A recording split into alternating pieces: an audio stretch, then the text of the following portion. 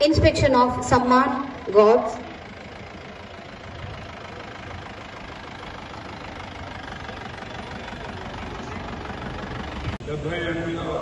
భారత స్వాతంత్ర దినోత్సవం సందర్భంగా జిల్లా ప్రజలకు ప్రజాప్రతినిధులకు అధికారులకు తెలంగాణ మీడియా సంస్థలకు మేధావులకు విద్యార్థులకు మరియు పాత్రికేయ సోదరులకు స్వాతంత్ర దినోత్సవ హార్దిక శుభాకాంక్షలు. స్వాతంత్ర సమరంలో అమరైన సమరయోధులకు త్యాగమూర్తులకు జోహార్లు.